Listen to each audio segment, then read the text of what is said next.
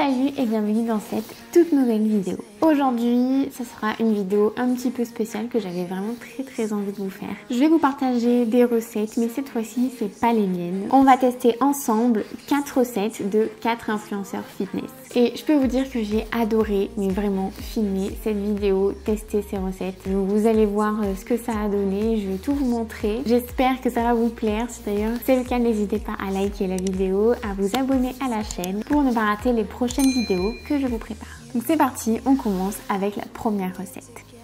La première recette, c'est une recette de Fit by Chloé. Alors Fit by Chloé, c'est une influenceuse que je suis et que j'aime beaucoup. C'est d'ailleurs grâce à ses vidéos sur la reverse diet que je me suis moi-même lancée. Mais côté recette, elle a aussi du contenu vraiment génial. Elle a un blog qui s'appelle Bowl and Spoon et il y a vraiment une quantité de recettes incroyables. J'avais jamais testé encore de reproduire une de ses recettes. Du coup là, j'ai vraiment fouillé partout et j'ai sélectionné la recette qui me faisait le plus envie. C'est la recette de la tarte à la courge. J'ai été pas mal intriguée par cette recette, donc voilà. Donc c'est parti pour la recette de la tarte à la courge de Fit by Chloé.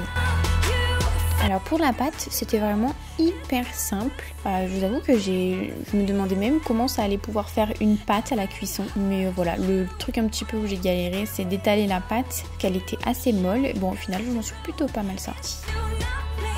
Ensuite pour la garniture, j'ai juste remplacé le sucre de coco par du miel et j'ai utilisé de la courge en purée surgelée que j'ai fait cuire avant. Ensuite j'ai respecté toutes les consignes.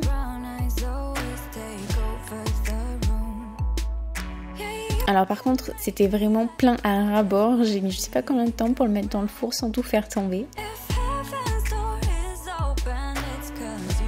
Et voilà ce que ça donne après la cuisson. On passe à la dégustation de cette petite tarte à la courge qui a bien refroidi au frigo pendant toute une nuit. Comme ça, je suis sûre que ça sera bien frais. Donc c'est parti, on coupe. Moi, ma peur principale était que le dessous ne cuise pas. Donc on va voir. Je vais me couper juste une part comme ça là. Déjà comme ça, la texture elle a l'air pas mal. Moment de vérité. Oh. C'est beau. Eh mais c'est pas mal du tout. Franchement comme ça a l'air super bon. Le dessous ça va. Je vais goûter que la pâte.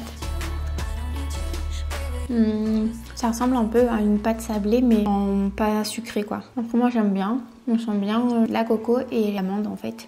Ok, c'est parti. On goûte.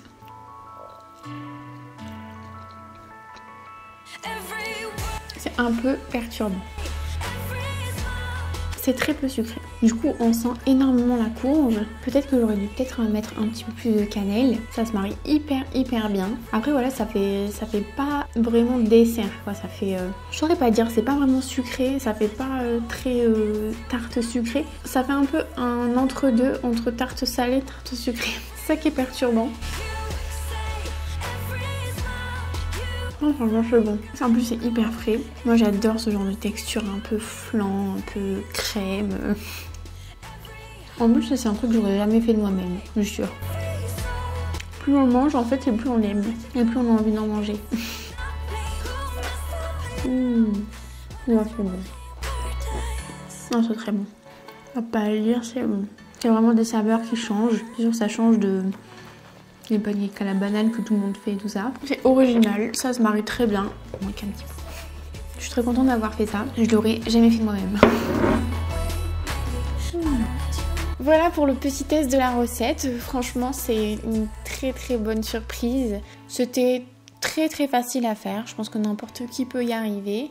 Et ça me donne vraiment envie de tester toutes les autres recettes qu'il y a sur son blog. Ensuite, la deuxième recette, c'est une recette de Thibaut Geoffrey. Il partage énormément de recettes sur ses réseaux, YouTube, Instagram, mais surtout en fait dans ses 2 livres qu'il a sortis. Et je n'avais pas encore eu l'occasion de tester l'une de ses recettes. Là, j'ai parcouru un peu son compte Instagram et j'ai trouvé une recette qui m'a vraiment...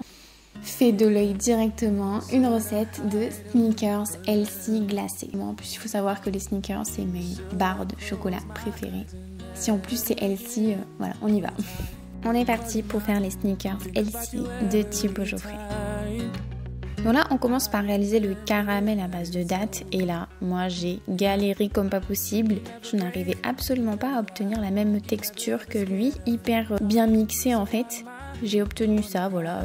C'est tout ce que j'ai obtenu en utilisant 2 mixeurs, mais je pense que c'est parce qu'ils sont pas très efficaces les miens. Ensuite pour la crème, bon là j'ai pas eu de soucis particuliers, j'ai tout suivi. Moi j'ai mis de la whey goût cookie and cream et j'avais pas d'extrait de vanille. Mais bon, ça doit être encore meilleur si jamais vous en avez. J'ai fait fondre 3 carreaux de chocolat pour le dessous des coques que j'ai appliqué avec le pinceau comme on conseille.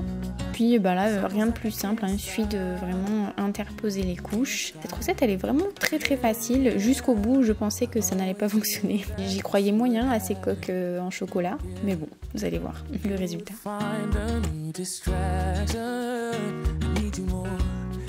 Et là donc avec les 3 carreaux restants, j'en mets par-dessus pour fermer ma coque en chocolat.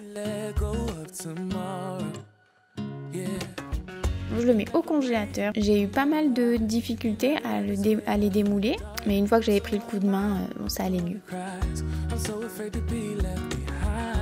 Donc voilà mes petits sneakers glacés Elsie.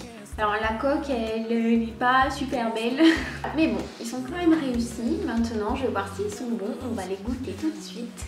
Je vais prendre le plus réussi et on va le couper déjà en deux.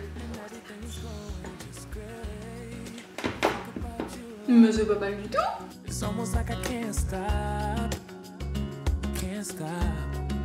Ok, c'est parti, on goûte.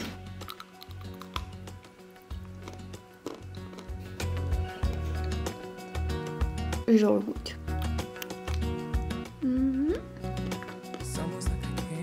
C'est trop bon.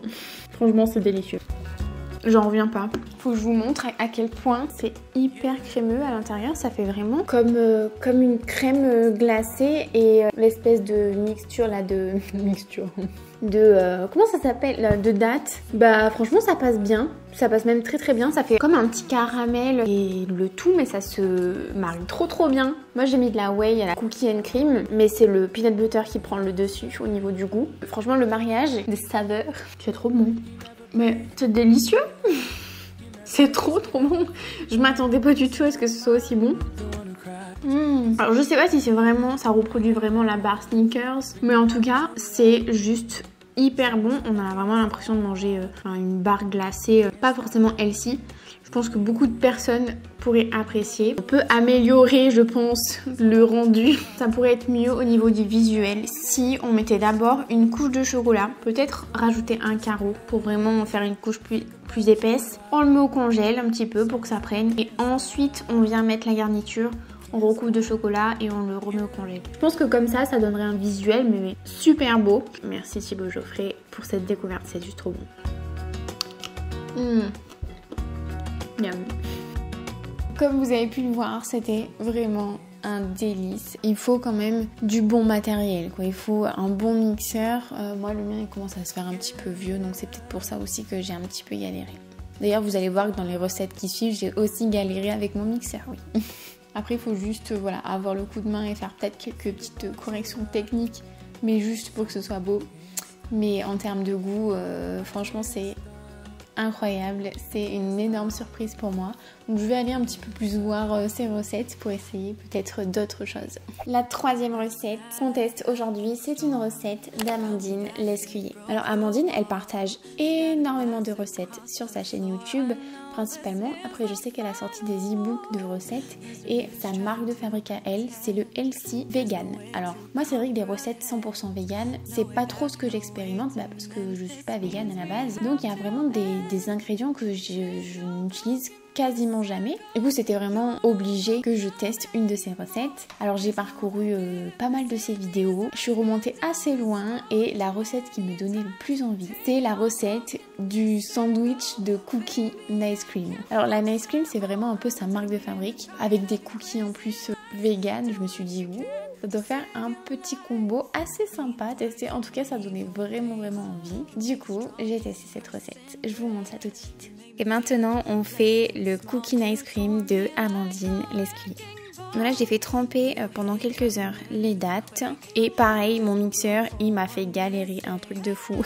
Vraiment, si jamais vous avez des conseils de mixeur qui fonctionnent bien, n'hésitez pas. Hein. Après, voilà, c'était hyper simple. Il fallait juste tout ajouter, mixer, enfin rien de compliqué. Puis ajouter quelques pépites de chocolat et malaxer le tout. Ensuite, j'aplatis mes cookies, je leur donne leur forme définitive et direction le four.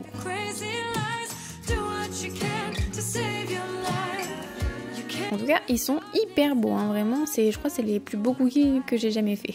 Ensuite, j'ai fait la nice cream. Donc pour ça, j'ai congelé les bananes et puis j'ai tout mélangé ensemble. La texture, elle était dingue. J'ai rajouté le chocolat, j'ai mélangé et là, attention, j'ai fait un truc qu'il fallait surtout pas faire. J'ai tout mis dans une poche à douille parce que je voulais, je sais pas ce qui m'a pris. Franchement, je voulais que ce soit beau, Sauf qu'en fait, voilà, la nice cream est complètement retombée. Je sais pas ce qui s'est passé, elle est devenue toute liquide. J'ai cassé mon cookie. Alors, ça a été le début du désastre, vraiment. Je me suis dit non, c'était tellement bien parti. Voilà. Ne faites pas ça. Donc là, pour sauver un petit peu la recette, j'ai mis la nice cream au congèle. Voilà ce que ça donnait au bout de quelques minutes. Et j'ai essayé de constituer mes cookies avec. Mais là, clairement, ça n'a plus du tout la texture que ça devrait avoir. Donc bon, bah voilà, c'est un peu raté. Je l'ai remis au congélateur et voilà. Bon, il a dégouliné de partout. J'ai du mal à m'y prendre. On va pouvoir quand même goûter ce cookie nice cream. C'est parti, on goûte.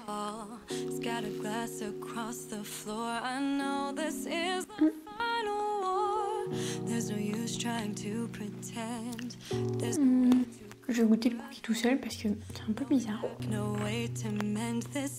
Alors, le cookie, je suis pas hyper fan. La nice cream, elle a le goût de la banane, un peu de la whey, parce que moi j'ai rajouté de la whey, j'avais pas de protéines végétales. Mais voilà, c'est la banane vraiment qui prend le dessus. C'est normal, c'est l'ingrédient principal. Par contre, le cookie, il est pas du tout sucré. On sent vraiment, il est un peu amer en fait. On sent le cacao. Le pois chiche par contre on le sent pas. Mais on sent le cacao non sucré du coup que j'ai mis. Moi il manque pour que ce soit vraiment à mon goût. Un petit côté un peu plus sucré. Et là ça aurait été super bon. Là ça va. Mais ça conviendra aux personnes qui aiment vraiment quelque chose. Un chocolat fort et amer. Après les deux, tout en même temps avec la nice cream. Oui on va. Je vais retester.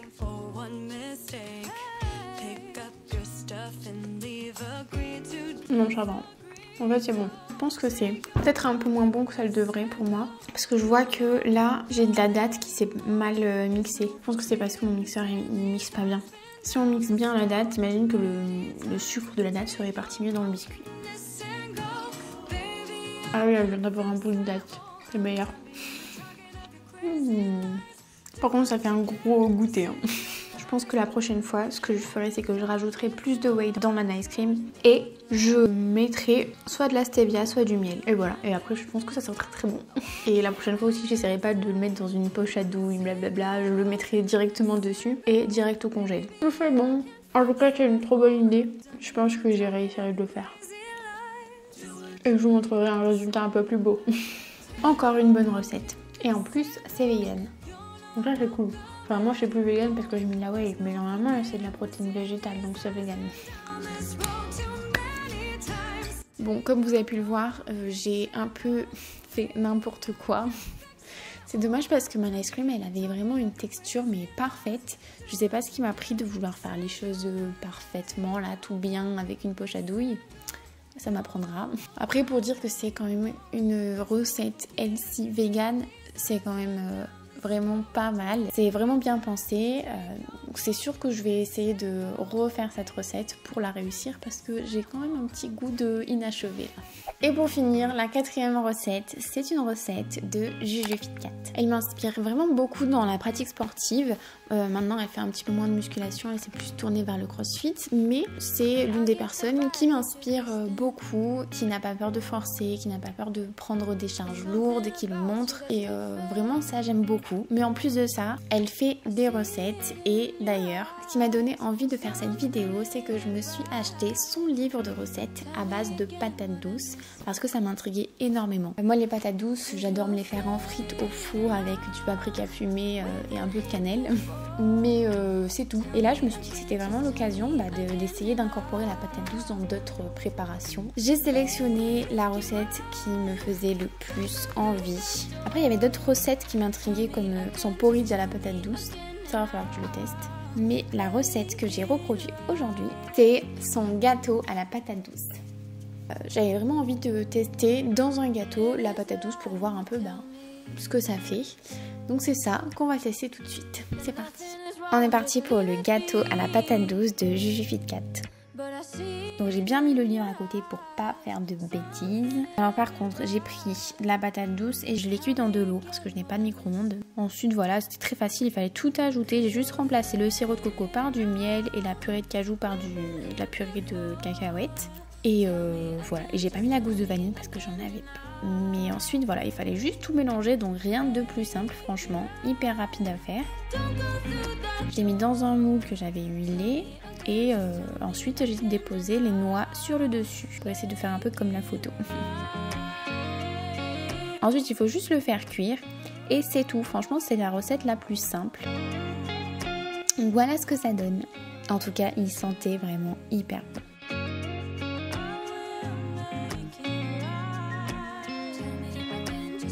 Ils sont très bons. Goûtons ce petit gâteau de patates douces. Déjà la texture elle me fait penser un peu à j'allais dire un flan, mais pas trop, non. C'est un peu à mi-chemin entre le gâteau et le flan, on va dire. Un flanto. Ok, c'est parti, on goûte.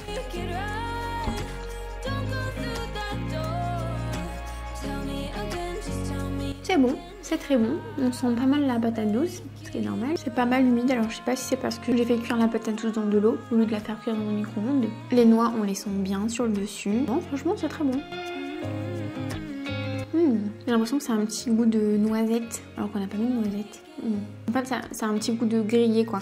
Au final, c'était très simple. Le goût est présent, c'est très bon, c'est agréable à manger, c'était rapide à faire. Donc voilà, petite recette validée du gâteau à la patate douce. Franchement, la patate douce en gâteau, ça passe super bien. J'adore la patate douce, mais version salée, ça me fait plutôt. Là, c'est une bonne surprise. Une version sucrée, franchement, ça passe trop bien. Hyper bon. Ça a été vraiment une bonne surprise, ça passe hyper bien. Le petit goût sucré de la patate douce, c'est... Enfin, je sais pas pourquoi j'ai pas pensé avant en fait. Il était encore meilleur. Frais, c'est... Il faut le mettre au frais franchement et c'est super bon. Je suis vraiment contente d'avoir fait cette vidéo parce que peut-être que sans ça, j'aurais jamais testé comme ça autant de recettes qui me sortent un petit peu de ma zone de confort et je suis vraiment pas déçue. Comme quoi, faut pas hésiter à tester d'autres choses. Je vous mets bien sûr en description tous les liens si jamais vous voulez revoir les recettes à tête reposée parce que là ça allait un petit peu vite. Je vous mets les liens vers chaque réseau des influenceurs. Et d'ailleurs, si vous connaissez des recettes d'influenceurs fitness que vous aimeriez que je teste dans une prochaine vidéo un peu comme celle-ci, n'hésitez pas à me les partager en commentaire. Je vous laisse là et je vous dis à la prochaine pour une autre vidéo. Salut!